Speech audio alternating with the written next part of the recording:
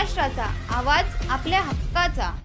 नवा आवाज महाराष्ट्र न्यूज चॅनलमध्ये आपले स्वागत आहे। तर पाहूया आजच्या महत्त्वाच्या काही घडामोडी। मुंबईच्या वाडिया हॉस्पिटलमध्ये शिकाऊ डॉक्टरांच्या हलगर्जीपणामुळे एका 4 महिन्यांच्या बाळाचा मृत्यू झाल्याचा आरोप बाळाच्या आईने केलाय।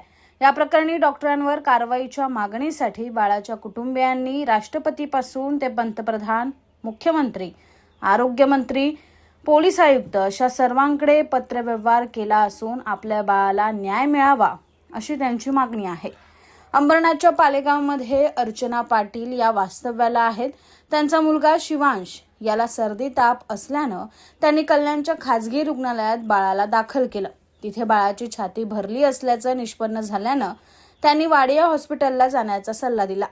वाडिया हॉस्पिटलने बाळाला दाखल करून न घेता औषधोपचार करून घरी पाठवलं। तसंच बाळाला टीबी असल्याचं निदान केलं। यानंतर 8 दिवसांनी बाळाला रात्री पुन्हा ताप भरल्यानं पाटील कुटुंबानं बाळाला घेऊन वाडिया हॉस्पिटल गाठलं। हॉस्पिटलला जाईपर्यंत बाळ खेळत होतं, मात्र तिथे दाखल करताच दुसऱ्या दिवशी त्यांनी जबरदस्तीने आपल्या बाळाचं डोक्याचं आणि पोटाचं ऑपरेशन केलं।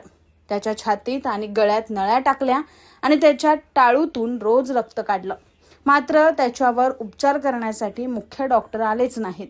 फक्त नर्स आणि शिकाऊ डॉक्टरांनी त्याच्यावर उपचार केले आणि त्याला व्हेंटिलेटरवर लावलं। या व्हेंटिलेटरमध्येही 2 वेळा स्पार्क झाला, ऑक्सिजन बंद पडला असा आरोप बाळाची आई अर्चना पाटील यांनी केलाय।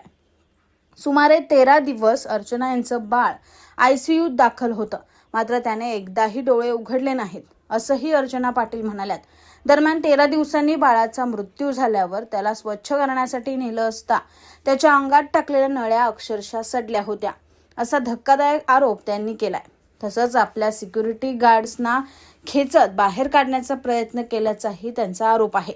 इतकंच नव्हे तर या प्रकाराचा व्हिडिओ फेसबुकवर टाकल्यानंतर हॉस्पिटलकडून आपल्याला धमक्या येत असल्याचा आरोपही अर्चना यांनी केला असून आपल्या बाळाला न्याय मिळावा अशी अपेक्षा त्यांनी व्यक्त केली।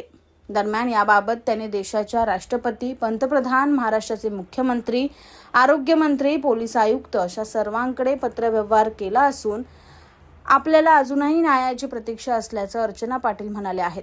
या प्रकरणात वाडिया हॉस्पिटलने अद्याप समोर येऊन आपली भूमिका मांडलेली नसून मुख्यमंत्री आता या प्रकरणाची दखल घेतात का हे पाहावं लागणार आहे। माझ्या बाळाला ताप, सर्दी आणि उलटीचा त्रास होत होता म्हणून आम्ही वरद हॉस्पिटलला त्याला ॲडमिट केलं। 4 दिवस ॲडमिट केलं। त्याच्यानंतर ते MRI काढला बाबूचा। ते सर बोलले की बाबूची छाती भरलेली असेल, कफ भरला छातीमध्ये किंवा TBचे लक्षणं असू शकतात असं त्यांनी सांगितलं। मग आम्ही इकडं डिस्चार्ज घेतला। घरी न येता आम्ही डायरेक्टली त्यांनी आम्हाला वाडिया रेफर केला। आम्ही डायरेक्टली हॉस्पिटलला गेलो, वाडिया हॉस्पिटलला। त्यांनी आम्हाला बोलले की तुम्ही सोमवारी या। त्यांनी पॅरासिटामॉल वगैरे दिला आम्हाला, आम्ही घरी आलो। सोमवारी गेल्याच्या नंतर परत त्यांनी एक बलगमची टेस्ट केली तर त्यांनी TB पॉझिटिव्ह सांगितलं। त्याच्यामध्ये सांगितल्यानंतर त्यांनी ॲडमिट न करता गोळ्या औषधे दिले आणि घरी पाठवून दिलं। त्याच्यानंतर आम्ही घरी आलो। 8 दिवसानंतर परत बाळाला ताप वगैरे यायला लागला। मग आम्ही परत हॉस्पिटलला गेलो, रात्रीतच घेऊन गेलो। तिथं त्यांनी बाळाला ॲडमिट वगैरे केला। मग सकाळी एक असं 3-4 लेडीज आल्या, डॉक्टर आल्या, बोलले इसका ऑपरेशन करना है की नहीं करना है देखते हैं, डोक्यात पाणी वगैरे झालेलं आहे, तुम्ही ऑपरेशन करा असं तसं। मग आम्ही त्यांना सिग्नेचर वगैरे करून दिलं। त्यांनी ऑपरेशन केला बाबूचा। परत दुसऱ्या दिवशी बोले हे सलाईन वगैरे जात नाही, त्यांनी गळ्याची सर्जरी केली। दुसऱ्या-तिसऱ्या दिवसांनी परत बोलले की पोटामध्ये हवा वगैरे भरली। रिया मॅडम बोलली की पोटामध्ये हवा भरली, उसका हे करना पडेगा, पाईप डालना पडेगा। टाळूला हात लावत होत्या तर एक आहे नरम म्हणून कोई दुसरी लेडीज बोलली अरे पाणी तो नाही भर गया। मग ते काय करायचं, टाळूमध्ये इंजेक्शन टाकायचं आणि पाणी काढायचं। त्यांनी सलग 2 ते 3 दिवस बाळाच्या डोक्यात इंजेक्शन टाकले। तिथं व्हेंटिलेटरमध्ये आणि मॉनिटरमध्ये पण स्पार्क झालेले। ऑक्सिजन बाटला पण 2-3 वेळेस संपलेला तिथं। खूप म्हणजे एवढी कंडिशन बेकार करून ठेवली ती बाळाची। कोणी डॉक्टर पण यायचे, डॉक्टर 2 ते 3 दिवसांनी एकदा राऊंड मारायचे। सगळे सिस्टर लोक बघायचे त्याच्यामध्ये, सगळे शिकाऊ डॉक्टर यायचे। या दिवसातून 4 ते 5 वेळेस यायचे, इंजेक्शन वगैरे काढायचे, पायाचं इंजेक्शन काढायचे। हातातून मिनिमम एक हाताला 200-300 खड्डे होते माझ्या बाळाच्या हाताला। पूर्ण बॉडी सुजून गेली होती, तरी ते इंजेक्शन काढायचे, पूर्ण पट्टी लावायचे, परत दुसरीकडे। बाळ एकदम व्यवस्थित होता। त्याला 2-3 बाटले व्यवस्थित दूध पिला ठाण्यापर्यंत। आमच्यासोबत खेळला, हसला, रडला आमच्यासोबत बाळ। जसं त्यांच्या ताब्यात दिला आम्ही 13 दिवस त्याला डोळे उघडताना सुद्धा बघितलं नाही माझ्या बाळाला। बाळ जेव्हा ऑफ झालं होतं ना सर, तेव्हा मला 2 सिक्युरिटी गार्ड तिथे लेडीज होत्या, मला तिथून ओढून नेत होत्या की तुम्ही बाहेर जा. जेव्हा बाबूला क्लीन करत होते ना, तेव्हा ते पट्टी उघडली होती. 3 टाके नव्हते सर, 12 टाके होते डोक्याला.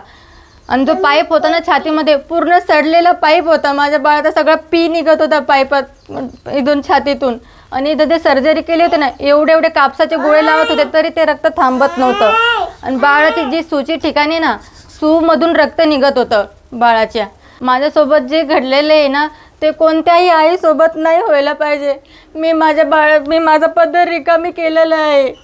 माझं बाळ एवढं मला एवढा त्रास होतोय माझ्या बाळाचा. माझं बाळ गेलेलं आहे. मी प्रत्येकाला सांगते की तुम्ही अशा बळी पडू नका. तुम्हाला सांगते मी, माझं लेकरू एवढं सुंदर होतं, एवढं छान होतं. आणि आम्हाला ते तिकडून धमकी येत आहे की हॉस्पिटलकडून की ते व्हिडिओ डिलीट वगैरे करा म्हणून. आणि आम्हाला हे पण सांगण्यात आलेलं आहे की ते लोक पैशावाले आहेत, ते पैसे भरून ते सुटतील. तुम्ही काय करणार? आम्हाला फक्त न्याय द्या, आम्हाला आमच्या बाळाला न्याय द्या फक्त. हे काय सर्व जे घडतंय तिथं काही असेल की नाही असेल आम्हाला माहिती नाही, पण हे सगळं थांबवा कुठंतरी. किती जणांचे आज मला मेसेज कॉल येत आहे की आमचं पण बाळ त्या हॉस्पिटलमध्ये दगावलं आहे, आमच्यासोबत पण असं झालं आहे. त्यांना शिक्षा भेटली पाहिजे सर. एवढीच माझी आईची एक विनंती, कळकळून विनंती आहे माझी. इस बड़े डिजिटल दुनिया में हर बिजनेस की एक कहानी है जो सुनाई जानी बाकी है. THRM में हम आपके डिजिटल सपनों को हकीकत में बदलते हैं. सोशल मीडिया से लेकर वेबसाइट्स तक, SEO से लेकर गूगल माई बिजनेस तक, हम आपकी ऑनलाइन प्रेजेंस मैनेज करते हैं, वो भी ऐसे प्राइसेस में जो आपकी जेब पर भारी ना पड़े. उल्लासनगर से लेकर फोर्ट मुंबई तक हम आपके डिजिटल सफर में आपका साथ देंगे. हमारे साथ जुड़िए और अपने बिजनेस को डिजिटल युग में फलते फूलते देखिए. THRM डिजिटल मार्केटिंग एजेंसी, जहां से आपका डिजिटल सफर शुरू होता है. बातम्या पाहण्यासाठी चॅनलला सबस्क्राईब करा, बेल आयकॉनवर क्लिक करा आणि रहा सतत अपडेट.